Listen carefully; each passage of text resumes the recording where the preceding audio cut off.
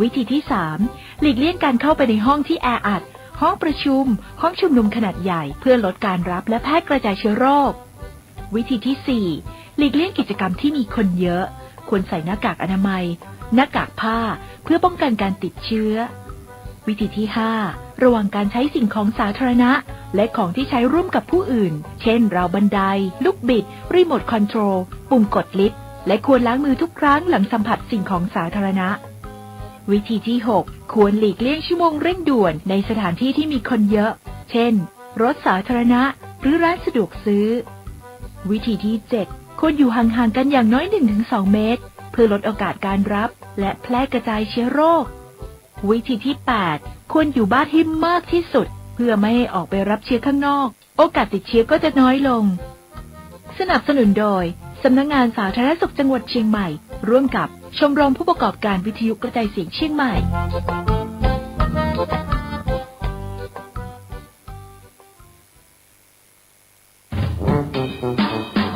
PM เป็นพิษโควิดเป็นภัยใส่ใจสุขภาพ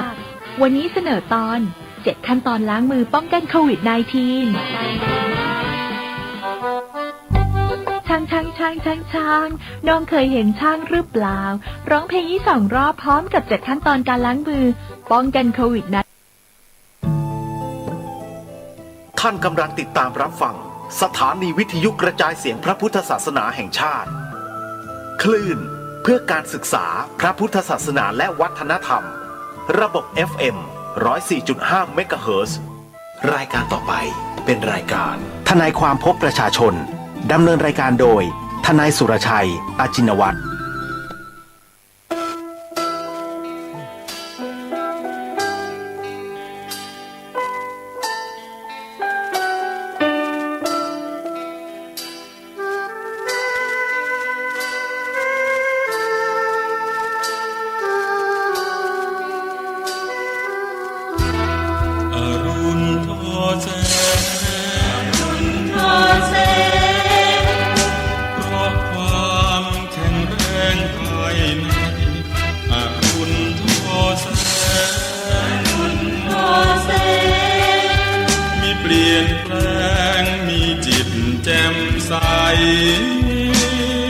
อรุณทอแสงมีนายแหนงร่วมแรงร่วมใจพลังยิ่งใหญ่รวมใจชาวเราที่มาความรักแรกเริ่มเหมือนเพิ่มฟ้ากว้างสาดแสงสว่างส่องทั่วพระสุธาภูเขาขวางกันไม่หวั่นอุราสองชาวฟันฝ่าทำสมาธิที่ดอยอินทนนท์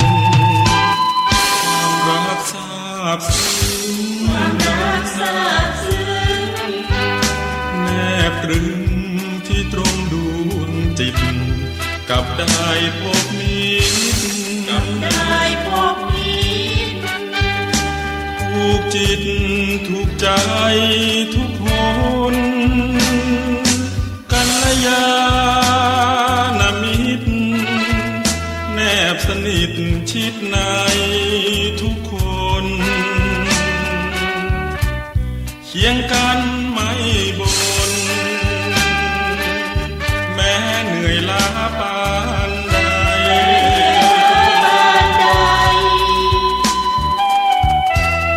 เพื่องานหลวงพ่อสานต่อให้เกรียงไกรร่วมแรงร่วมใจคนละไม้คนละมือไม่นานแน่ก็ถึงเส้นชัยไม่ไกลไม่ไกล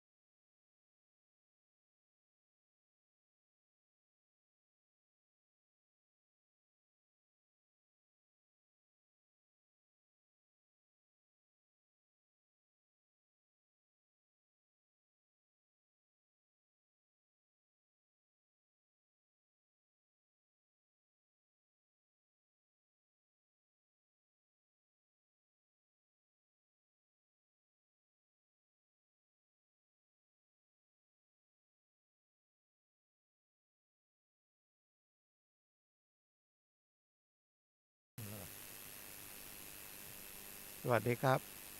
ท่าน สวัสดีครับ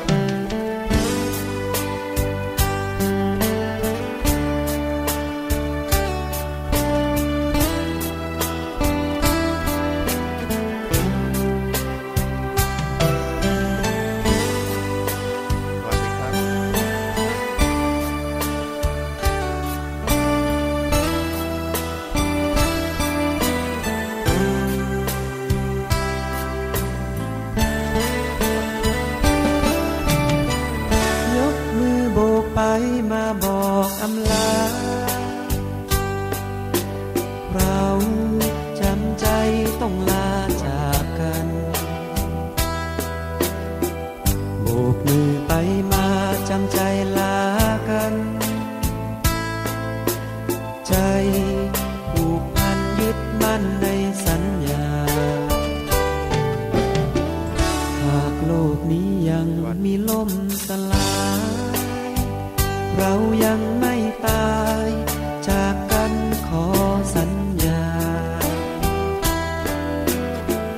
เราเคยร่วมทุกข์ร่วมสุขกันมา ก่อนจากลา เรามีสัญญาผูกพัน แม้วันเดือนปีจะผ่านพ้นไป จะนานแค่ไหนขอให้สัญญา เราจากกันไป ใจยังห่วงหา บอกคำอำลาด้วยสัญญาใจ โบกมือลาไปสร้างสรรค์ความดี หากมีเวลา คงได้มาพบกัน หากอาทิตย์ยังอยู่คู่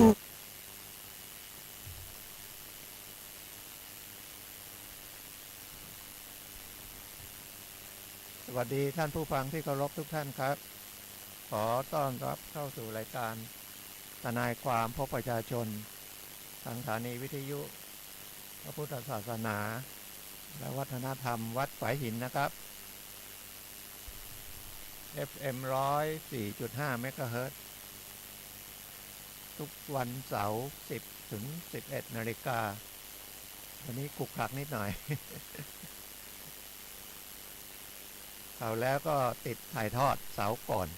แล้วอีกเสาร์หนึ่งผมก็ติดธุระนะเมื่อเดือนกุมภาแต่อาจจะเป็นเทปแต่วันนี้เป็นรายการสดนะครับ ก็นำรายการกฎหมายง่ายๆใกล้ตัวนะครับ เพื่อแก้ปัญหาเฉพาะหน้านะครับ ก็ฟังไว้เป็นความรู้ ผมก็นำความรู้จากการเรียนนะนิติศาสตร์แล้วก็ไปอบรมการเป็นทนายความ แล้วก็ได้รับใบอนุญาตให้เป็นทนายความ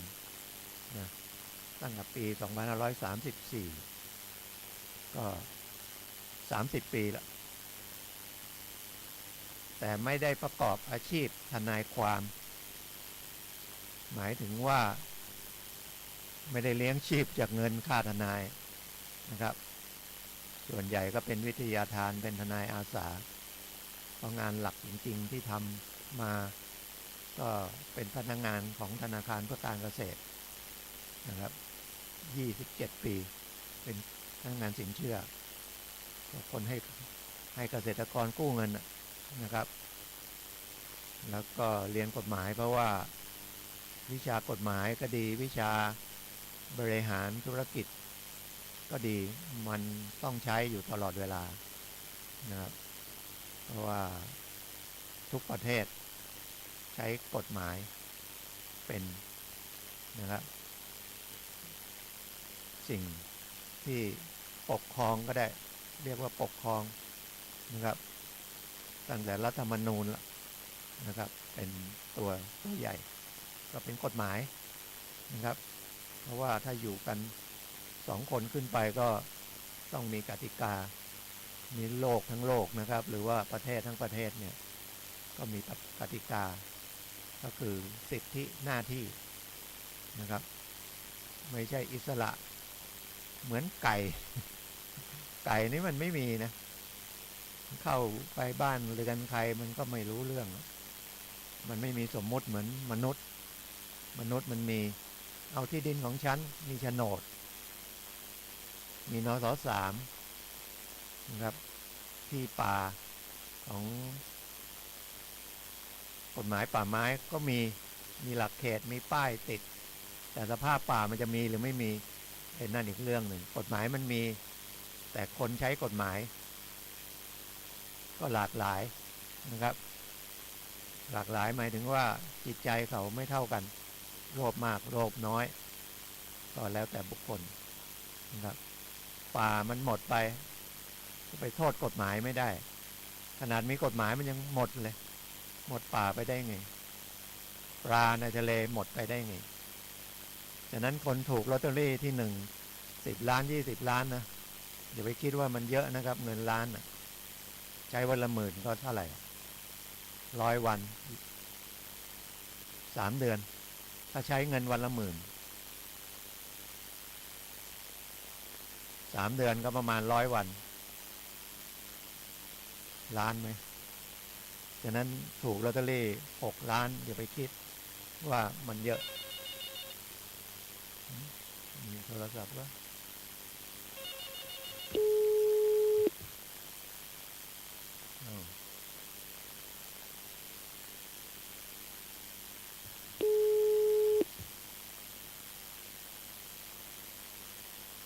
ท่านได้ฟังรายการไหมโทรเข้ามาเบอร์ผมหน่อย 0896355649 นะครับ วันนี้ไม่ค่อยมั่นใจว่าเสียงออกอากาศไหมเดี๋ยวลองฟังดู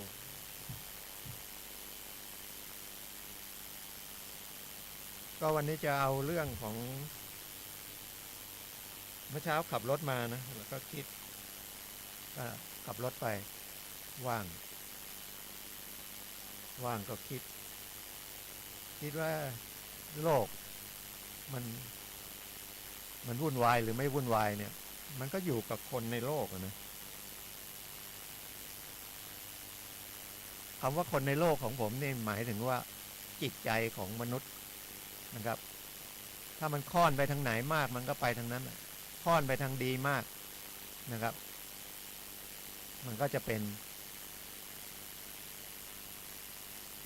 โลกก็มีความสุขเหมือนคนในบ้านเอาง่ายๆเอาแคบๆบ้านเราเอาบ้านสัก5 คนอย่างนี้ครอบครัวถ้ามีคนเกิดหัวหน้าครอบครัวดื่มเหล้าอย่างเงี้ยติดสุราอย่างเงี้ยเมียเล่นการพนันแม่บ้านเล่นการพนันลูกก็เสียแล้วนะครับถ้าจะดีก็ต้องดีจริงๆก็คือมีความเข้มแข็งนะครับสภาพจิตใจต้องเข้มแข็งเรียนหนังสืออย่างเดียวนะครับเพราะโลกอาศัยนะครับวัตถุก็สิ่งของทั้งหลายที่เรานำมาใช้ประโยชน์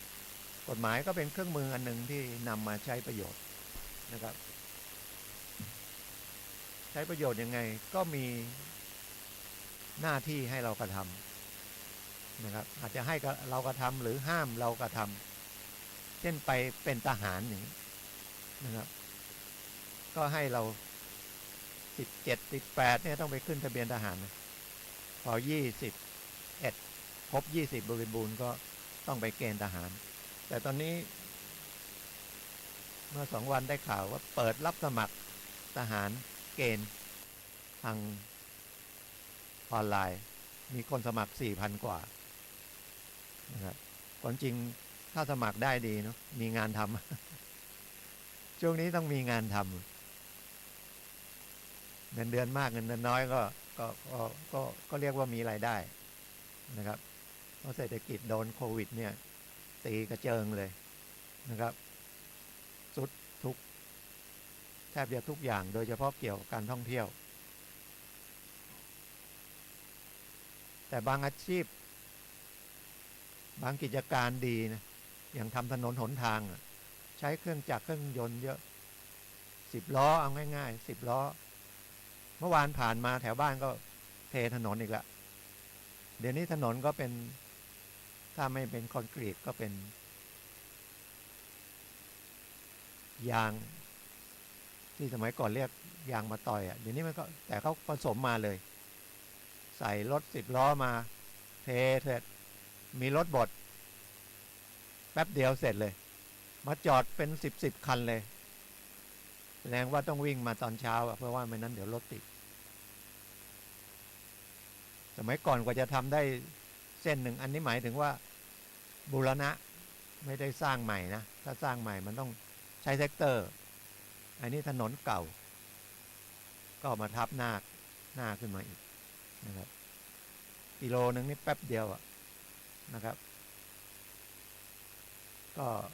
กิจการพวกนี้ก็ดีพวกรถตักดินพวกเครื่องมือในการก่อสร้างรถผสมคอนกรีตผสมยางมะตอย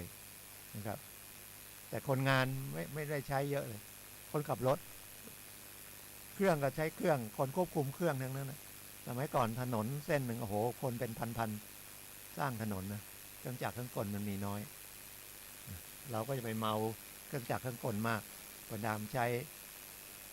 ร่างกายเราบ้างใช้สมองเราบ้างอย่าไปใช้แต่เทคโนโลยีใช้ Google นะครับจะไปไหนก็กด Google แผนที่วิ่งไปหาพาไปหลงก็มีนะครับเราใช้ประกอบกันนะครับมนุษย์มีสมองมีตาที่ได้เห็นอะไรที่ได้จำอะไรนะครับถ้าเราไม่ใช่เดี๋ยวมันเสื่อมไปหมดทำไงนะครับประกอบกันนะครับแผนที่มันก็ต้องใช้นะครับจะใช้แผนที่กระดาษก็ได้หรือจะแผนที่ในมือถือก็ได้นะบางทีในมือถือก็ดูยากนะครับ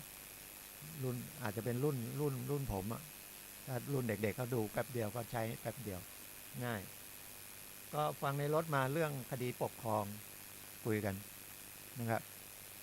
คดีปกครองก็คือเป็นคดีของประชาชนกับผู้ปกครองคือราชการอันนี้ก็ยกตัวอย่าง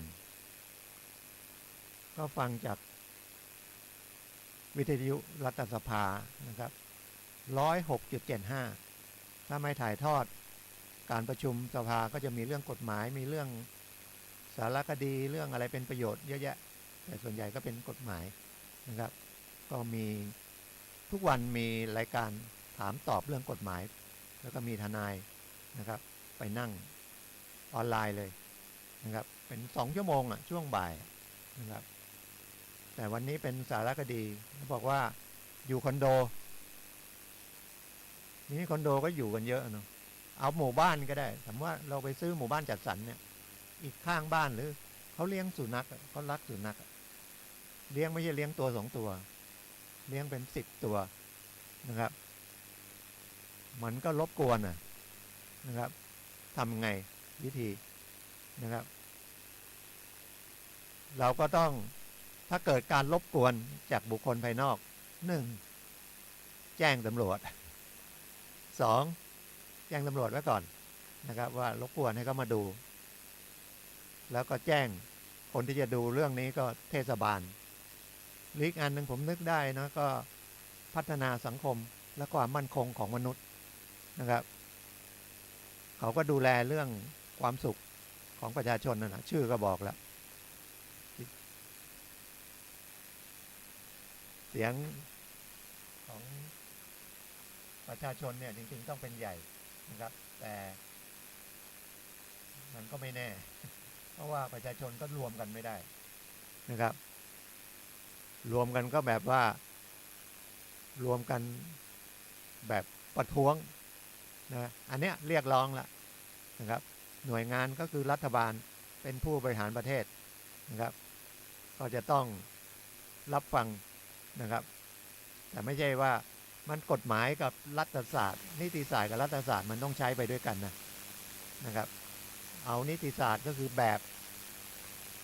กฎหมายบังคับอย่างเดียวเนี่ยไม่ได้นะที่ว่าไม่ได้ก็คือต่อเมื่อคนที่ประชาชนนั้นนะเห็นว่ากฎหมายไม่ได้แก้ปัญหาเขาได้มันต้องกลับไปคิดเรื่องของรัฐศาสตร์รัฐศาสตร์ก็คือการปกครองนะครับปกครองก็คือมีผู้ปกครองกับมีผู้ใต้ปกครองผู้ปกครองก็ต้องทำให้ผู้ใต้ปกครองเนี่ยมีความสุขตามสภาพไม่ใช่ถูกเบียดเบียนจากผู้มีอิทธิพลนะเนี่ยอย่างกู้ยืมเงินเนี่ยจะไปบอกทำไมต้องไปกู้ก็แสดงว่าเขาไม่มีรายได้ไม่พอส่วนหนึ่งนะครับอีกส่วนหนึ่งมีรายได้แต่ฟุ้งเฟ้อ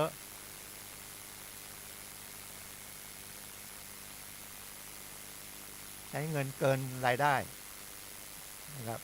เกินรายได้ก็ไปกู้ไปใช้บัตรเครดิตก็ยังดีนะครับใครมีหนี้บัตรเครดิตก็ถ้าไม่เกิน 50,000 นะ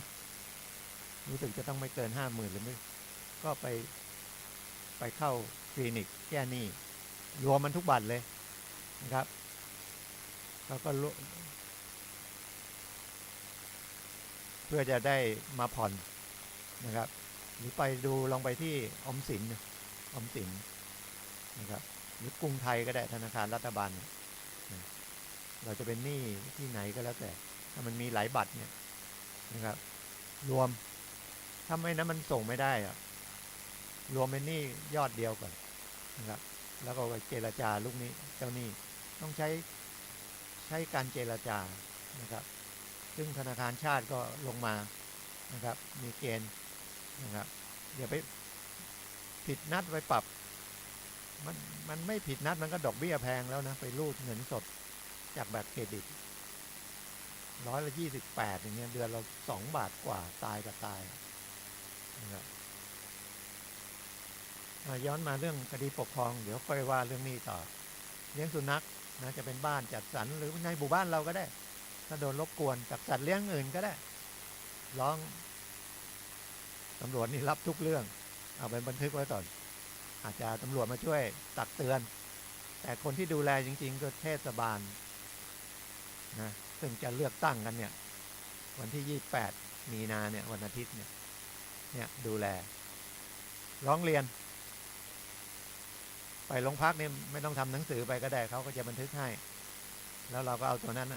ไปบอกว่าให้เขามาดูแล้วมันก็ยังหนกหูอยู่หมาเห่าหมาหอนแล้วก็ถ่ายมูลเลอะเทอะไปหมดนะครับกัดกันมั่งอะไรมั่งคนข้างบ้านอยู่ไม่ได้ต้องไปร้องเทศบาลทำหนังสือไปหรือไม่ต้องก็เอาหนังสือที่ตำรวจนั่นน่ะบอกฉันไปแจ้งตำรวจแล้วตำรวจมาดูแล้วก็ยังไม่เรียบร้อยก็ยังอย่างเก่าไปแจ้งเทศบาลเขาก็มาเตือนก็แก้ไขไม่ได้แจ้งไปอีกก็มาเตือนอีกเขาเลยไปฟ้องศาลปกครองว่านายกเทศมนตรีซึ่งเป็นผู้บริหารสูงสุดของเทศบาลอยู่ใกล้ชิดกับประชาชนทำงานไม่ได้ตามที่เป็นพรบอันหนึ่งเรื่องสาธารณสุขหรือเรื่องการรบกวนเนี่ยไม่ได้เป็นคำสั่งศาลก็จะสั่งให้เทศบาลไปหาทางทำให้ได้แต่ข้อเท็จจริงนะครับยอมรับในข้อเท็จจริงว่าถึงจะทำยังไงเนี่ยมันต้องใช้เวลาเยอะนะครับมันไม่ใช่สั่งปุ๊บทำปั๊บจะทำยังไงมีอำนาจจริงมีกฎหมายจริงจะจับเขาไปติดคุกก็ไม่ได้อย่างมากก็ปรับเกิดเขามีเงินให้ปรับจะไปเอาหมาเข้าไปก็ไม่ได้ก็ต้องใช้กฎหมายตามที่มันเขียนไว้นะเป็นพรบนะครับเรื่องสัตว์เลี้ยงเรื่องรบกวนนะครับชาวบ้านมันก็ต้องมีโทษตามนั้นอาจจะโทษปรับโทษจำคุก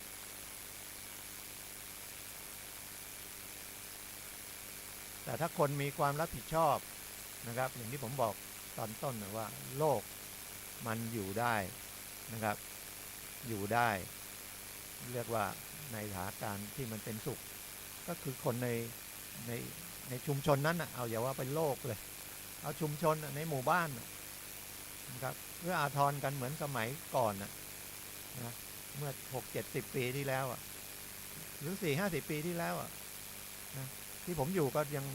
ไม่มีรั้วนะมีรั้วมั่งไม่มีรั้วมั่งเพราะยังเป็นคนกลุ่มเดียวกัน แต่ถ้าในเมืองนี่ไม่ละนะครับอยู่ไปอยู่หมู่บ้านจัดสรรก็ไม่รู้ใครเป็นใครแม้จะมีนิติพลหมู่บ้านมาดูแลเหมือนคนละมาใครก็ไม่รู้มาซื้อบ้านอยู่กัน50 หลัง100 หลัง200 หลังเริ่มมาอยู่คอนโดเนี่ยนะครับ5-6 ชั้นเนี่ยคนเป็น100จิตใจไม่เท่ากันเขาบอกเขาอยู่คอนโดเขาก็เสียเงินค่าส่วนกลางแต่นิติบุคคลอาคารชุดที่อยู่คอนโดที่ดูแลคอนโดก็บางทีก็ดูแลไม่ได้นะถ้าไปเจอคนที่เขาไม่รับผิดชอบน้อยดีกว่าอย่าไปบอกไม่รับผิดชอบนะครับมันก็เนี่ยเป็นวิบากกรรมนะเป็นผลของการกระทำของในอดีตมาเรียกวิบากกรรมก็ต้องย้ายหนีบางทีแล้วก็เรื่องนี้มันก็มีข้อเท็จจริงจริงๆนะก็คือที่ผมพูดเรื่องคดีปกครองเนี่ยเพื่อให้รู้ว่ามันมีช่องทางประมาณนี้แต่กินเวลาแล้วมันอาจจะมีคำพิพากษามีอะไรมาแต่การปฏิบัติเนี่ยมันยากคุยกับคนรับผิดชอบน้อยก็เหมือนคนสติน้อยนะจะทำยังไงให้เขาเห็นอกเห็นใจเพื่อนบ้านนะครับยิ่งถ้าเกิดมีฐานะดีๆด้วยโหยากเลยนะครับคุยยากบางท่านนะนี่พูดหมายถึงบางท่านนะครับสังเกตดูก็แล้วกันอย่างเราขับรถนะหรือเนี่ยผ่านมาตลอดรถเขาก็จอดไอ้ตรงที่ป้ายว่าห้ามจอดตลอดเวลาผมว่าน่าจะไปเปลี่ยนว่าห้ามจอดเนี่ยให้จอดตลอดเวลาหน้าตลาดเนี่ยผ่านมาที่วัดเนี่ยมีประจำตำรวจก็อยู่ใกล้ๆนะใกล้ทางแยกนะเส้นขาวแดงขอบก็นั่นเพราะตรงนั้นมีร้านอาหารมี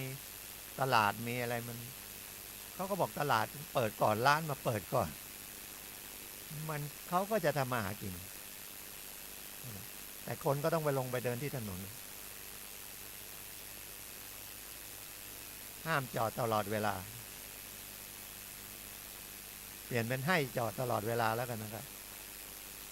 นี้ต้องไปร้องศาลปกครองไหมทำไมต้องถึงขนาดนั้นเลยนะครับก็ตามสภาพอย่างที่ผมบอกนะฮะยิ่งเดี๋ยวนี้เด็กรุ่นใหม่ก็ไปดูเฉพาะหน้านะครับก็เป็นรุ่นของเขานะไม่ใช่รุ่นเรานะครับเดี๋ยวจะวนเรื่องหนี้เรื่องสินก็ไปคุยกับเจ้าหนี้แล้วก็ปรับปรุงโครงสร้างหนี้เพราะว่าเจ้าหนี้กับลูกหนี้ก็พึ่งพาอาศัยกันเหมือนกับเรากับธนาคารธนาคารรับฝากอย่างเดียวไม่ได้เอามาปล่อยกู้ก็ไม่มีรายได้เป็นค่าใช้จ่ายจ้างพนักงานให้ดอกเบี้ยเดี๋ยวนี้ดอกเบี้ยเหลือสลึงเดียวนะครับดอกเบี้ยเงินฝากแต่ปล่อยเงินกู้เท่าไหร่เขาก็เลยเลี่ยงไปปล่อยเครดิตเสี่ยงมากหน่อยแต่ดอกเบี้ยคุ้มดอกเบี้ย128แล้วคุณก็ไปกดเงินสดออกมาอีกค่ากดก็300ละคุณกด1,000ก็300คุณกด10,000ก็300มั้ง300เบื้องต้นก่อนแล้วดอกเบี้ย128ต่อปี2 บาทกว่าถ้า2 บาทมันก็24หมื่นนึงเท่าไหร่1,2001,200มันดูเหมือนน้อยนะแต่พอเรามันแล้วต้นก็ไม่ได้คืนแล้วไม่รู้เขาเหมือนกู้กระแสรายวันหรือเปล่าดอกทบต้นทบไป5 ปีก็เป็น10,000แล้วถ้า10,000เดียวมันไม่เท่าไหร่โดยมากมันไม่ใช่50,000มัน30,000 50,000เนี่ยมันผิดกันหลายเท่านะครับ เนี่ยบางคนลง Facebook เลยบอกเจ้าหนี้ไม่ต้องมาตามแล้ว ให้โอกาสผมหน่อย ผมไปหาเงินมีแล้วมาคืนนะครับแต่ถ้าไปเจออย่างที่เขาปล่อยเงินกู้นอกระบบ มีหมวกกันน็อกอะไรเนี่ยก็ซาไปเยอะเพราะรัฐบาลพยายามเข้มงวดเขาก็ตีเอาทุบเอาทำลายข้าวของเขาไม่กลัวนะครับเพราะว่าเนี่ยยังมีใบแจกตลอดเอาอยากได้เงิน 30,000 50,000 ไปเลยไม่มีค้ำประกันก็ได้แต่พอบางคุณหลวมเข้าไปแล้วเขามีวิธีที่จะทวงเงินอย่างโหดร้ายอ่ะพูดอย่างนี้แล้วกันแล้วเราจะย้อนกลับไปตำรวจดูแลไม่ไหวเลยไม่ไหวแล้วใครจะดูแลเราก็เราอะครับเราดูแลตัวเราเอง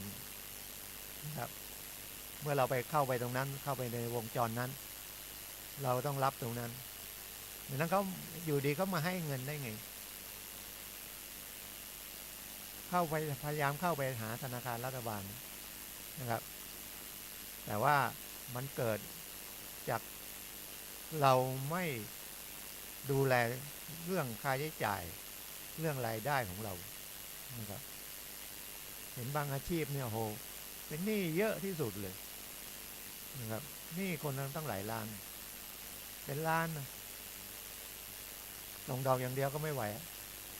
ก็หวังอย่างเดียวตายเอาเงินชำระกิจใช้เขาก็มีเงินชำระกิจเยอะนะครับยังดีนะมีเงินชำระกิจส่งชำระกิจก็ไม่ไหวแล้ว600-700มันดูเหมือนน้อยนะ600-700ปีก็เท่าไหร่อ่ะ7-8 พันแล้วรายได้ไม่มีเพราะโดนหักส่งสหกรณ์มั่งส่งหนี้อะไรมั่งสารพัดเงินเดือน 2-3 หมื่นไม่เหลือนะครับ50,000ก็ไม่เหลือ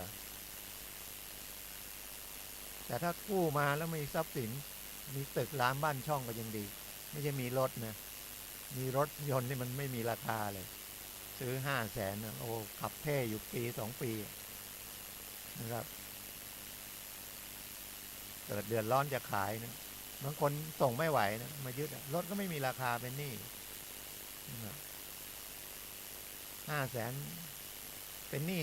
500,000ส่งไป200,000เหลือ300,000เอารถไปขายได้150,000คุณต้องนั่งใช้ก็อีก150,000นะครับมันไม่เอารถไปขายแล้วจบนะที่คุณไปเอาไปนั้นผมก็พูดรวมๆนะครับก็ฟังนะครับฟังแล้วก็พยายามตามมันเป็นผมก็เอาความจริงมาพูดนะแล้วถ้ายังติดใจสงสัยนะครับที่พูดไม่ตรงกับปัญหากฎหมายที่ประสบเลยก็089-635-5649นะบางท่านที่เป็นฟังประจำก็น่าจะ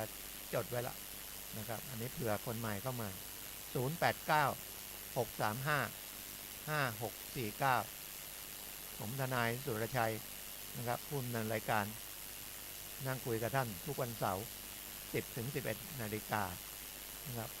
มาด้วยขับรถมาประมาณ30 กิโลเดี๋ยวขับรถกลับอีกประมาณ30 กิโลนะครับก็เกือบชั่วโมงก็ใช้เวลาในชีวิตที่ยังเหลืออยู่น้อยนิดเอาความรู้มาฝากท่านนะครับความรู้นะครับสำคัญนะมันเกิดจากอะไรมันเกิดจากความใฝ่รู้เห็นอะไรก็ทำไมเขาเป็นอย่างนั้นเอามาคิดหรือเราต้องฟังบ่อยๆก็จำนะครับถ้าไม่นั้นมันสนใจแต่ว่าเฉพาะหน้าทำอย่างนี้ถ้าฉันได้เงินฉันก็คิดแค่นี้อย่างอื่นไม่เอาเลยอย่างมีคดีหนึ่งในโรงงานน้ำแข็ง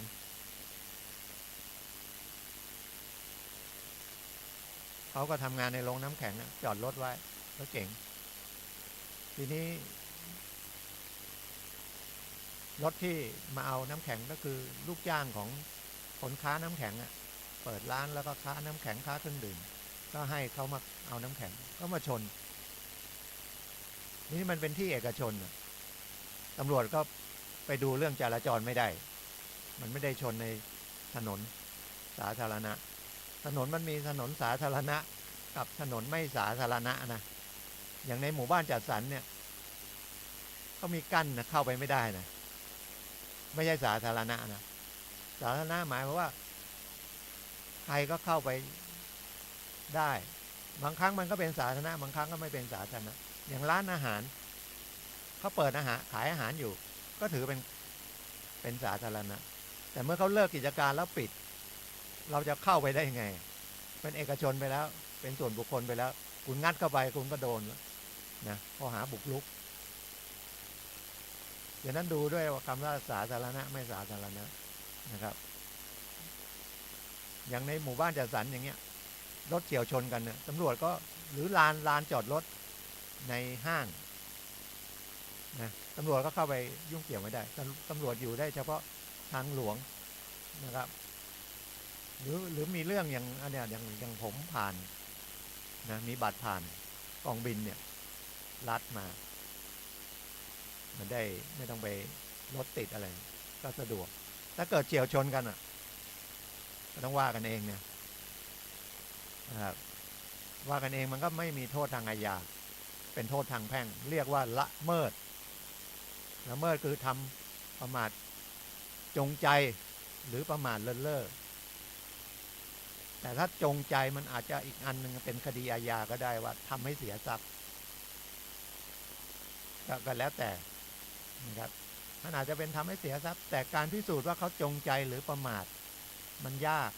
แต่ว่าประมาทเนี่ยมันเขาต้องพิสูจน์ว่าเขาไม่ประมาทนะครับเนี่ยอย่างคดีอย่างที่ผมบอกเนี่ยเข้าไปในโรงน้ำแข็งแล้วชนแล้วก็มาพูดได้ว่าเดี๋ยวไปซ่อมรถเขาจะไปซ่อมเขารถเก๋งเขาก็ใหม่อ่ะหรือเป็นเราไม่ใช่ว่ารถเก่าเราก็ต้องไปซ่อมศูนย์อ่ะเพราะเราก็อยากได้ของกลับมาอย่างดีเขาบอกไม่เอาไปซ่อมอู่ที่เขารู้จักนี่ไปซ่อมศูนย์12,000ซ่อมข้างนอก 8,000แต่แล้วก็คุยกัน8,000ก็ 8,000จะผ่อนให้เหลว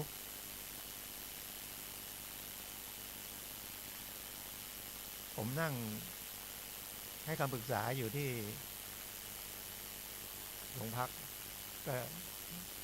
บอกช่วยเดี๋ยวผมช่วยออกโนติสให้ออกโนติสไปก็ดื้ออีกผมก็ต้องไปฟ้องทีนี้ไปฟ้องเนี่ยผู้เสียหายเป็นโจทย์ก็ต้องจ่ายเงินคำว่าจ่ายเงินนี่ผมบอกผมไปฟ้องเนี่ยผมไม่เอาสตังค์นะคำว่าไม่เอาสตังค์ผมไม่เอาข้อจ้างผมจะช่วยฟ้องให้คุณออกค่าใช้จ่ายขึ้นศาล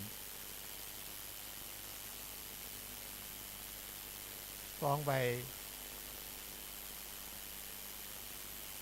พอฟ้องปั๊บมันก็ต้องเอาตามข้อกฎหมายนะครับจะเรียกว่าฟ้องขู่ก็ไม่ใช่กฎหมายให้ช่อง 1. ค่าเสียหายตามจริง 2. ระหว่างซ่อมรถคุณไม่ได้ใช้รถคุณก็เสียโอกาสแล้วบางทีคุณต้องใช้รถคุณต้องไปเช่ารถหรือเอารถไปส่งเด็กส่งนักเรียนส่งลูกเนี่ยหรือคุณใช้ไปทำงานไม่มีรถยนต์โอ้ลำบากคุณก็ต้องไปเดินทางออกบ้านแต่เช้าก็ขาดประโยชน์จากการใช้รถผมก็เรียกวัน210วัน 2,000 ค่าเสื่อมสภาพรถถูกชนกับรถไม่ถูกชนเนี่ยราคามันเสื่อมไม่ต่างกันผมก็เรียกไป10,000รวมประมาณ 20,000 ค่าขึ้นศาล100ละ2 400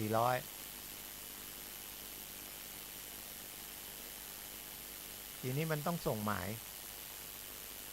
ส่งคำฟ้องนั่นไปให้จำเลยเขารับทราบก็ต้องให้เจ้าหน้าที่ก็ไปส่งแล้วก็มีค่าใช้จ่ายนะครับ300ผมฟ้อง2 คนเพราะว่าเขาเป็นลูกจ้างขับรถนายจ้างต้องรวบรับผิดฟ้องทั้งลูกจ้างทั้งนายจ้างคนหนึ่งอยู่ในเมืองก็300 คนอยู่นอกเมืองก็400ต่ำสุดละ700นั่นอีก400 1,000 กว่าบาทแล้วแต่ทั้งหมดทั้งมวลเนี่ยนะครับที่คุยเนี่ยพอศาลมีคำพิพากษาศาลก็จะดูตามความเสียหายที่เราเรียกไปสมควรไหมไม่ท่านก็ลดเยอะไปเอาให้สมควร2ท่านสั่งให้ค่าทนายด้วยนะท่านก็บอกว่าให้ทนายเนี่ยก็ต้องจ้างเขาละนะก็ต้องมีแต่ท่านก็อาจจะสั่ง 2,000 3,000แล้วก็แล้วแต่ถือว่าโจทย์ต้องไม่มีทนายเป็นทำให้ฟรีหรอกครับนะแต่มันจะมากมันน้อยมันอีกเรื่องคำว่าฟรีเนี่ยหมายว่าฟรีไม่ต้องไปออกอะไรหมดนะอย่างน้อยก็ต้องผมก็ต้องขอค่าน้ำมันเล็กๆน้อยๆอย่างนี้นะครับอย่างนี้มันก็ไม่ฟรีดิก็คุณมาทำงานให้ผมฟรีไหมมาถูบ้านถูเรือนให้ผมขับรถมาถ้าอย่างมาออกอากาศวิทยุเนี่ยฟรีนะศาลก็สั่งให้และมันต้องมีดอกเบี้ยด้วยกฎหมายเขียนนะครับถ้าเป็นหนี้เงินไม่ได้กำหนดอัตราดอกเบี้ยไว้กฎหมายบอกให้7.50 บาทพูดกันก็7 บาทกึ่ง7 บาทกึ่งนั่นนะนับแต่วันฟ้องหรือนับแต่วันละเมิดก็ฟ้องไปโจทก์ก็โทรมาถามเนี่ยผมฟ้องไปแล้วนะเขาบอกฟ้องไปแล้วมันไม่มาศาลมันก็ไม่ได้ตังค์อีกอะไม่มาศาลก็ต้องสั่งตามนั้นแต่ไม่นั้นศาลก็ไม่มีอำนาจอะไรไม่มาก็ถือว่าไม่ได้มาต่อสู้คดีไม่ได้มาเถียงแต่ถ้าคุณจะมาเถียงคุณมาเถียงเองก็ได้หรือถ้าไม่มีคุณก็ไปจ้างทนายไม่มีใครมาทำให้นะนี่บางส่วนงานที่ก็จะนั่นช่วยเหลือแต่ว่าก็ต้องดูว่าคุณมีฐานะยากจนไหมพูดทั่วไปนะครับไม่ใช่แต่ละบุคคลเหมือนผมนะเมื่อกี้บอกฟรีแล้วทำไมมีทีพูดมีค่าน้ำมันลดคดีอย่างเงี้ยทนายเขาทำอย่างน้อยทุนทรัพย์ถึงจะน้อยบางทีต้องเสีย 5,000 ละผมก็เคยฟ้องคดีเงินกู้ 2-3 หมื่นบอกฟ้องไปก็ไม่ได้ตังค์ไม่ต้องมาฟ้องสภาพลูกหนี้ที่คุณจ่ายเลยบอกไม่เป็นไรอยากฟ้องให้สะใจผมก็เรียก 5,000 รวมค่าใช้จ่ายอะไรไปหมด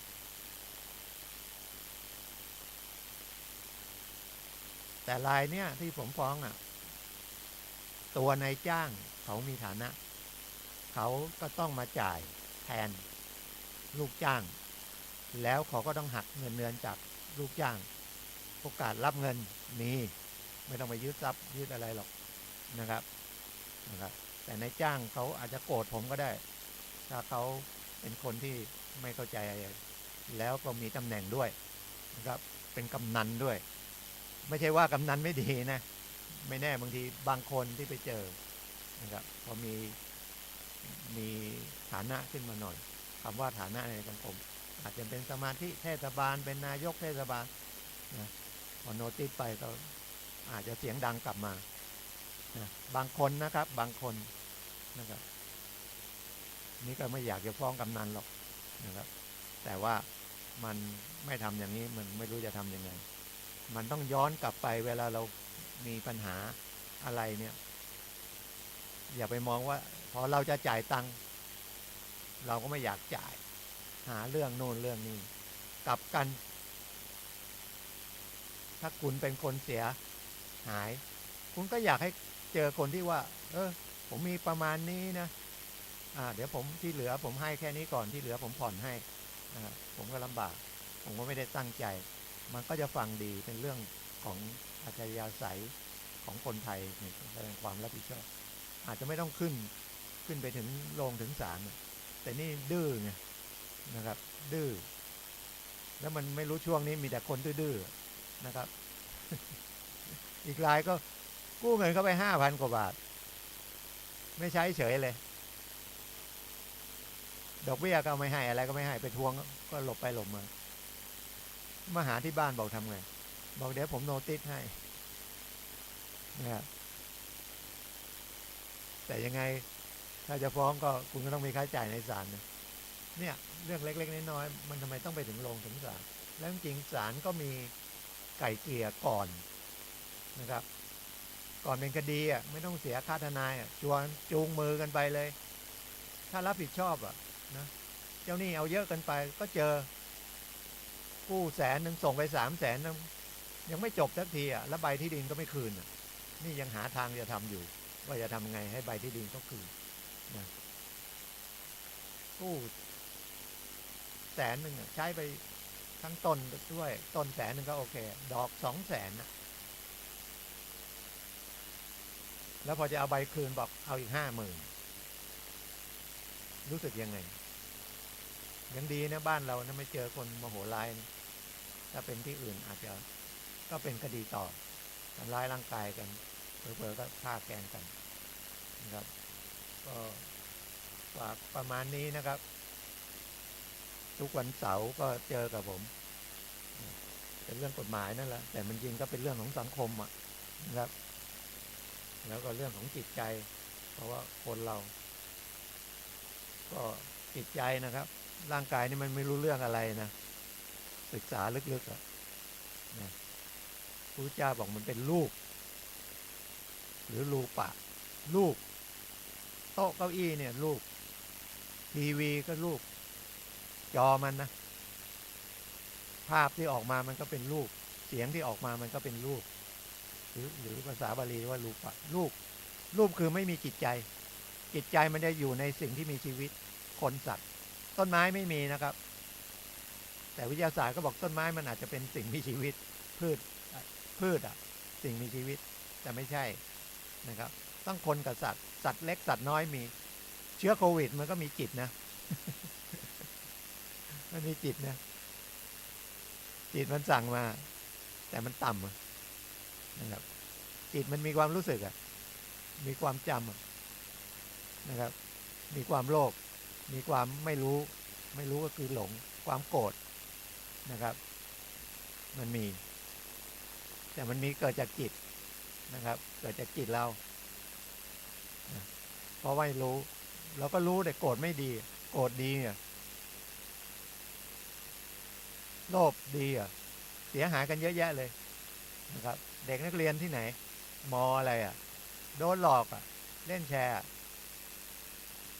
พ่อแม่ก็ตามความโลภเด็กก็เสีย2-3 หมื่น